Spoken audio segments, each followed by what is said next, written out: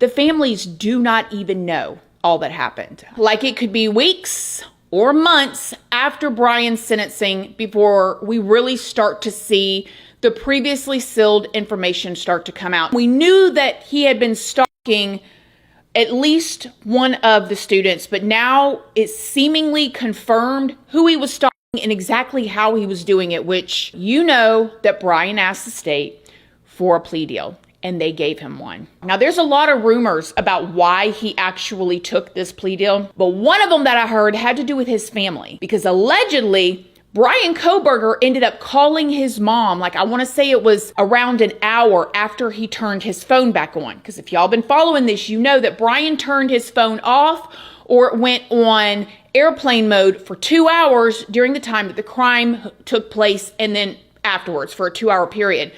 Allegedly, like an hour later, he calls his mom and he talks to her for an hour.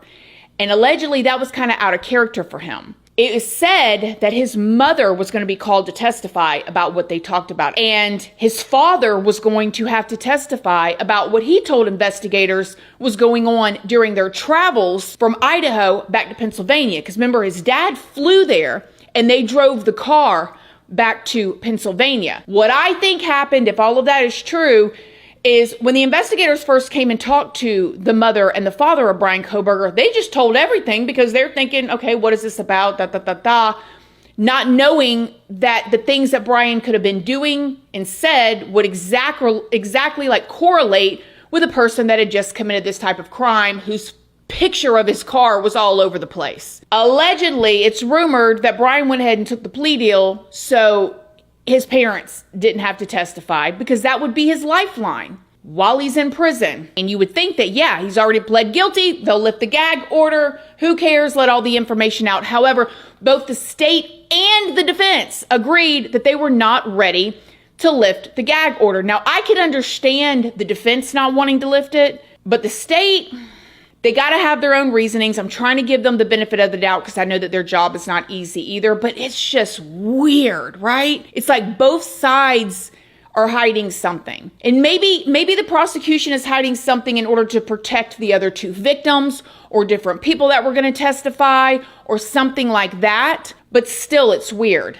Well, the judge ended up ruling that he would keep the gag order in place until Bryan was sentenced. However, since then, lawyers that represent the media ended up submitting a motion to end the gag order before sentencing because it's public information, right? He's pled guilty. So now the media's got their representation, their lawyers saying, hey, legally you need to release this information to lift the gag order. There's no reason to have a gag order in place anymore. He's already pled guilty. Well, a hearing ended up being set to discuss that. During that hearing, which I watched, Judge Hippler did in fact lift the gag order.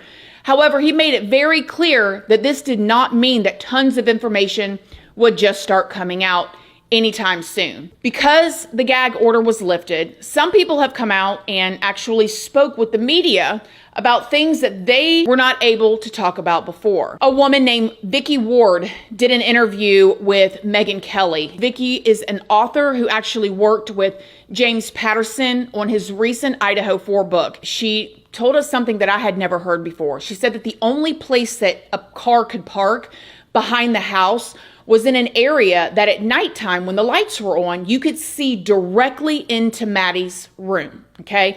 I'd already told y'all before when people were saying, well, talking about me, how do I think that Bryan Kohberger knew where the room was? And I said, well, you could look on Maddie and Kaylee's TikToks and see their videos that they filmed in their room and see the balcony in the background, and you can look at the house plans and see exactly what room they're in. But according to Vicky, she talked to one of the neighbors who said that when she would come out or leave her house at nighttime, she would always smile because she could see right into Maddie's room, and she would see Maddie sitting at her little desk doing her makeup. Because any of y'all that know, if you are outside when it's dark and a house has the lights on inside and there's no shades or blinds or anything, you can see directly into the house because their lights are on and it's dark outside.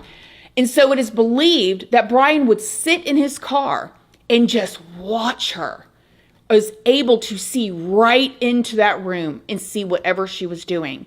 Talk about the heebie-jeebies. These 4 students, all 6 of them in the house, but we're going to talk about the 4 who passed away, were doing exactly what college students do. They were living in the house. Kaylee had just graduated. You know, they were good kids. They were home in their home, ordering DoorDash and looking on Snapchat. Devastating. There's still so much that these families do not know.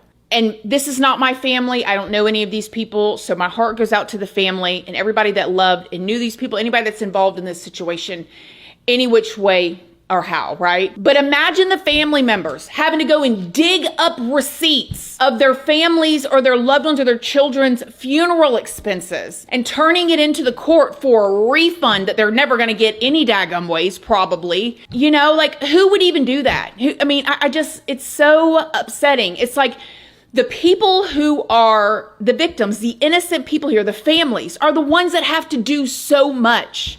It's heartbreaking. And you guys, after 2.5, almost 3 years of this being drug out, Bryan only had to actually say yes when the judge asked him if he committed the crimes that he was being charged with. And it was just so easy for him. All he had to do was stand up and say yes. Very bizarre. They got to go and get all of this. They had to give the funerals. They're the ones living without their family members.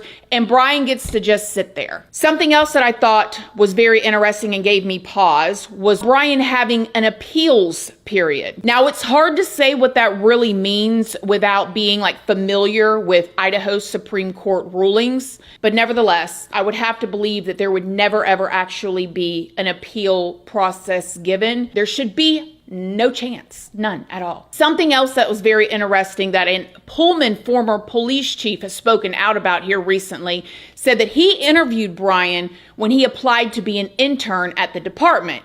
Now, he said that Bryan was not particularly personable. And when I heard that interview, it just reminded me of the Golden State Killer. He literally almost got away with everything that he did, but he was a police officer in his community. And so when he would go break into people's houses and do these crimes and do what he did to innocent people, he would turn around and go back and be one of the officers that was investigating these crimes.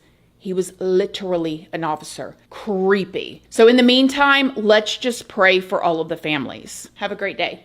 Bye.